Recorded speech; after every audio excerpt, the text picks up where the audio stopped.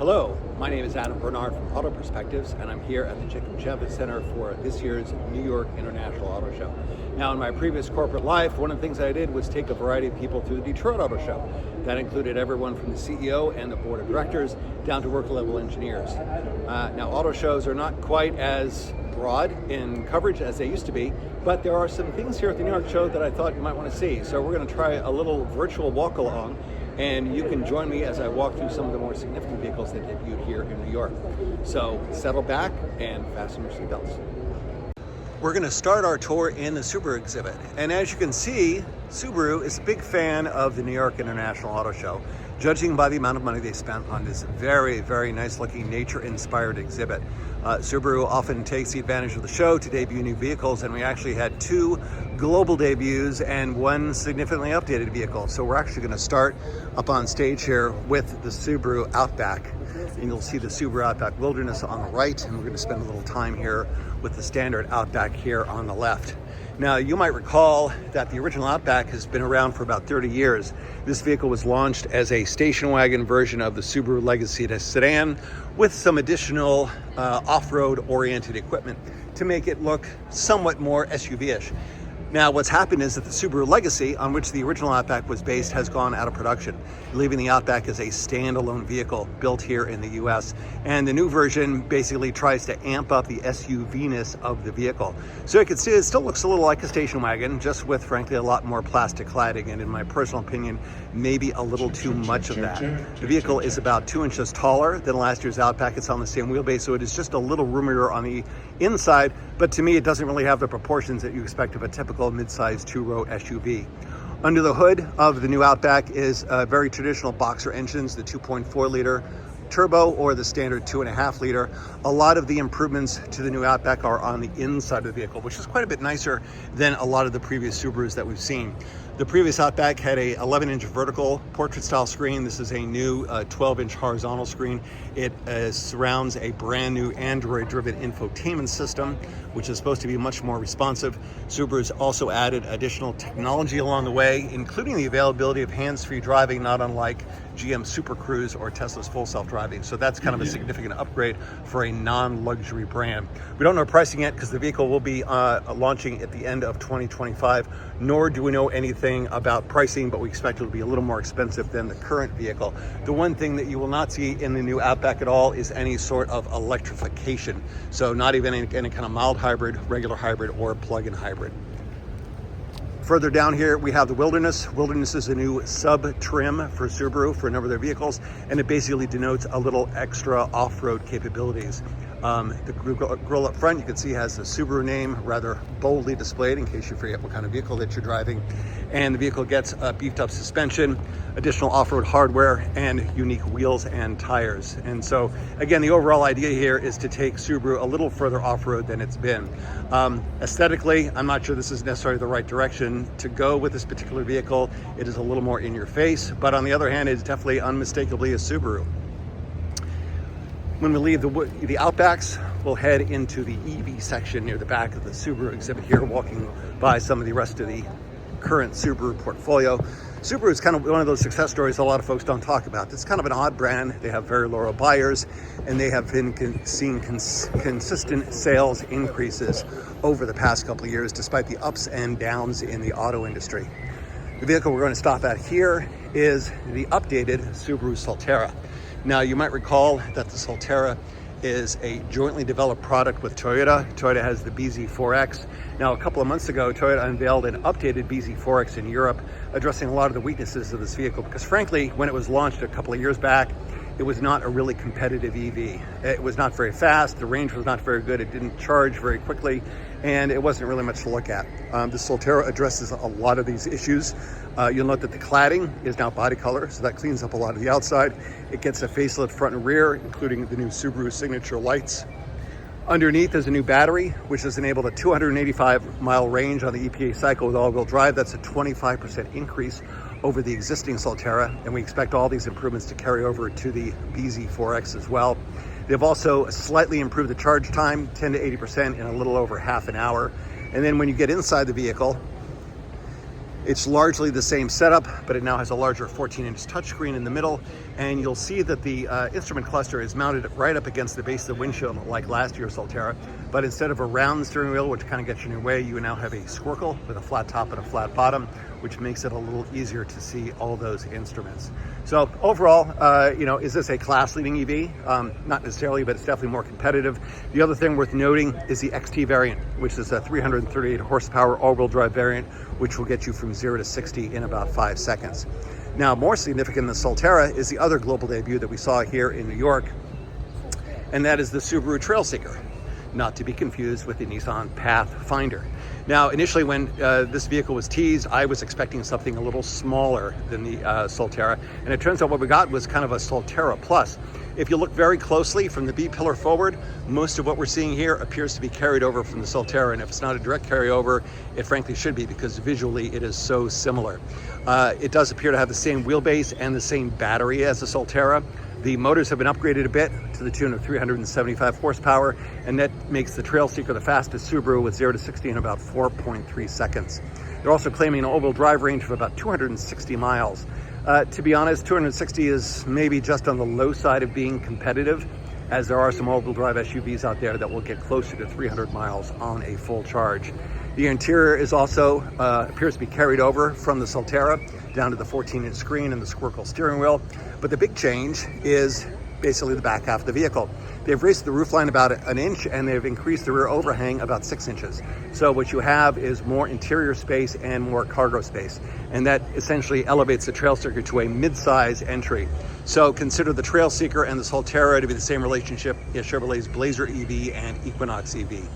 The Trailseeker will launch in early 2026, being built in Japan and exported to the US. No information yet on pricing, but it does give Subaru a second EV and something that appears at least moderately competitive with some of the other mid-size electric EVs out there. From Subaru, we're going to circle around and head over to the Kia stand. In the background here, you see the Volkswagen is at the show with the Volkswagen ID Buzz, which pulled off the World Car of the Year, Design of the Year. And in the background is a new version of VW's Tiguan, which is their bestseller here in the US. That adds a new turbocharged R-Line variant to the portfolio. And so that gives them a slightly sportier version of their compact SUV. We'll walk by Toyota here as well. Kia has been doing quite well for themselves lately, in addition to Subaru. And you'll see there's a little pop-top vehicle. We're going to take a quick spin by that. A couple of years back, Kia announced that they wanted to get into the commercial vehicle business, and they have since unveiled in Europe and in Korea a midsize van called the PV5. At the Consumer Electronics Show, they unveiled the Kia PV5 Weekender. So this targets the growing overlanding crowd, and you can see, if you can peel back all the bones there and all the accessories, and the rather unusual reconfigurable interior, you have a fairly conventional but attractive midsize fully electric van. Of course, this is outfitted with a number of accessories for folks who like to go camping: the pop tops, the chairs, the table, all the washable textiles inside. We're going to head on up to the stage here and see the two Kias that were unveiled here at the show worth noting. And on the left, we have the Kia K4 hatchback. This vehicle was shown as a concept at last year's show and made its official global debut here. The K4 is a compact sedan to compete with vehicles like the Toyota Corolla and the Honda Civic. The sedan is already in market, and the K4 hatchback just adds an additional body style. A number of automakers have gotten out of the car business here in North America because it's easier to make money on SUVs, but Kia still sees an opportunity to make money selling compact cars, and they know that they've doubled their market share, mainly because of all the other automakers that have backed out of this segment. The K4 hatchback cuts about 11 inches off the overall length versus the sedan, but what it does add is an extra inch of rear headroom, as well as considerably more cargo space, either with the rear seats up or with the rear seats folded. The K4 hatch also brings this sparkling yellow color and Kia's new AI assistant. So in addition to being able to do more controlling the vehicle inside the car with your voice, it can also answer general questions like, where's a good Vietnamese place nearby for us to have dinner? Kia will be rolling this AI assistant out across their entire portfolio. And then next to the K4 hatchback, we have the new EV4. Now, this vehicle was unveiled in Korea last year and now makes its official debut in North America. This is a compact sedan, and it is essentially the electric counterpart to the K4. It is off a new 400-volt electric vehicle platform. That platform has already sourced the compact SUV, the EV5, which is currently on sale in China, and a smaller EV3, which is on sale in Europe and Korea, and is expected to come to the US probably in 2026. This is Kia's first electric sedan, and would likely be their most affordable EV when they do launch it here in early 2026. As you can see, it's a pretty bold looking design. It picks up some influences from the larger EV9 SUV, including the gloss black trim around the wheel arches, which has a little hint of SUV design around it. You'll also notice a fastback, and that contributes to the overall drag coefficient of 0.23, which is pretty impressive for a smaller vehicle. Unfortunately, the one thing it does, you can see the cut line there around the deck lid. And yes, deck lid. This is a four-door sedan, so there's a very small opening to get your cargo in and out. You don't get a full hatchback. That does improve the overall structure of the body, however. This is the GT line, which is the bigger wheels, the fancier trim. There are two batteries available, 58 or 81 kilowatt hours. The bigger battery, Kia estimates the overall range at about 330 miles, which would definitely be competitive and right up there with a vehicle like the Tesla Model 3, which is just a little bit bigger than this vehicle. We don't have official pricing, but we expect, again, this to be the most affordable EV in Kia's lineup until the EV3 shows up here as well. If we get a little closer, you can see a little bit of the interior of the vehicle. And there, it's very much in line with what we've seen from other Kias. Kia has been doing more in terms of recycled materials. You'll see it's got the twin screen display in there that shows up in a number of other Kia electric and internal combustion vehicles.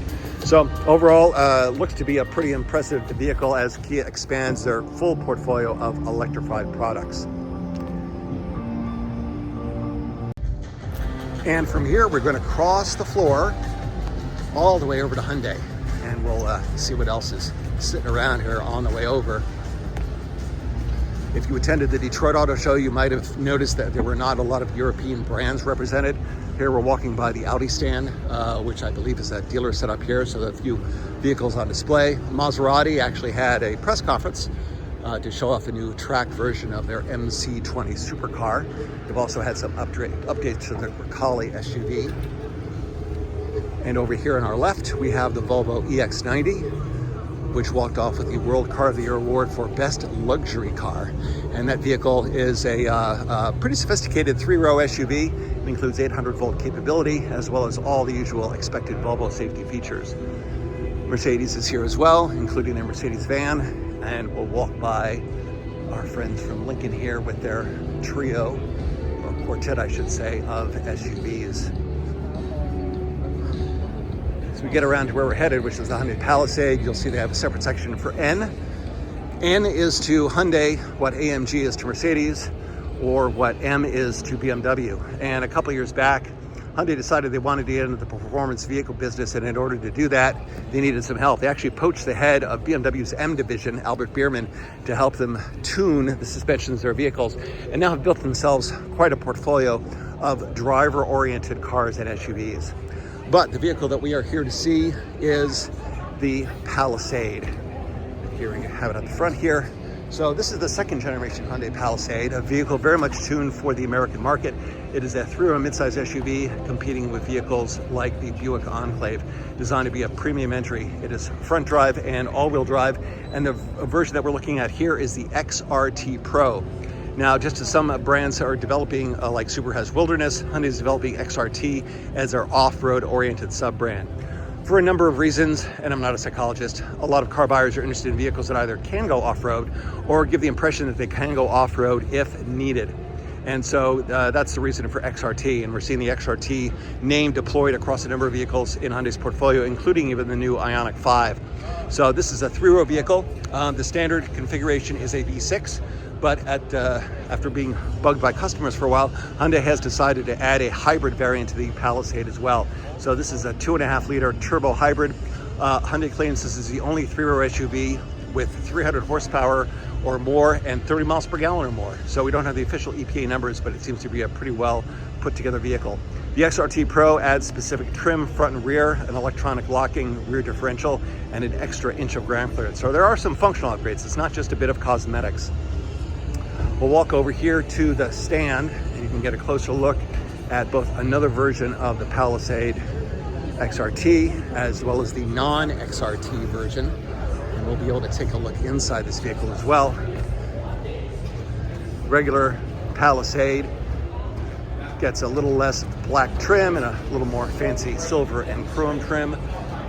Nice big bold grille up front and a unique lighting signature. And if we take a look inside, very nicely executed interior here with a panoramic display, including a smaller touchscreen for the climate controls. You can get relaxation seating for the first and second row, which offer additional support and recline capabilities for those long trips. But Hyundai is definitely looking to position this vehicle as a premium entry in the family SUV segment, something that's just as comfortable at Disneyland as it is outside of a golf club. The existing Palisade was a strong seller for Hyundai, kind of established their reputation, and this seems to be an improvement across the board. The wheelbase is a little longer, overall length is a little longer, so you do get a little better entry and exit, as well as improved cargo space. So this should prove to be a very successful vehicle for them when it launches a little later this year. And we're going to leave Hyundai and cross the floor and head over to our last stop, which is Genesis. So yes, as you have figured out, most of the news here at the New York Auto Show came from the Asian automakers. Watch my steps as we go down here. Apologize for any motion-induced illness, but Genesis pulled a surprise.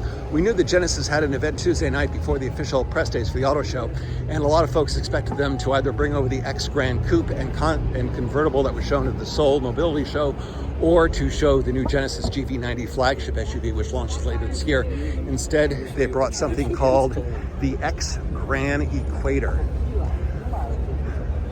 I talked before about Hyundai's XRT brand and the interest in going off-road, and Genesis has now kind of cranked it up to 11 here with this particular vehicle, and as you can see, it looks like a very aggressive off-road oriented SUV, and they specifically mentioned overlanding as one of the target markets for this particular vehicle.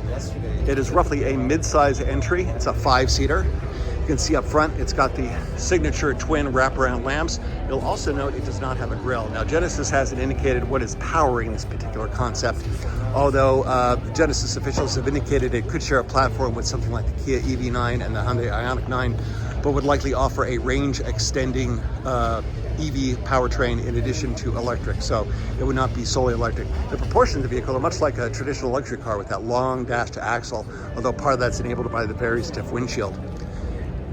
If we walk around back, you'll see that same wraparound lighting signature, and there is a split tailgate in the back with chairs integrated into the lower half of the liftgate.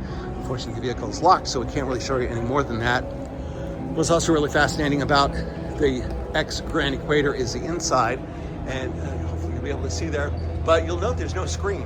This is very much an analog vehicle. If you followed what Volkswagen has been saying about the Scout, they have talked about the need for physical controls, especially if you have a vehicle that's sort of more off-road and adventure and outdoor oriented, and Genesis seems to have taken that to heart. The 4 dials that you saw in the middle there are inspired by vintage camera dials, and there are numerous knobs and switches and no screens. There's also a lot of quilting in the upholstery, as well as grab handles and really nice stitching. Genesis has not confirmed whether or not this vehicle will go into production, but this could be something interesting to be sold alongside the existing Genesis portfolio of SUVs. We've heard that Audi has talked about going after Land Rover with something off the Scout platform, and if Genesis is interested in going after Land Rover and taking a bite out of the luxury off-road market, this might be a way to do it. And that about wraps up our tour here of the New York International Auto Show. Hopefully you liked what you saw. If you do, please subscribe, share, tell all your friends. And next auto show I happen to attend in person, I'll try to do another one of these as well. Thanks for listening and watching. Bye-bye.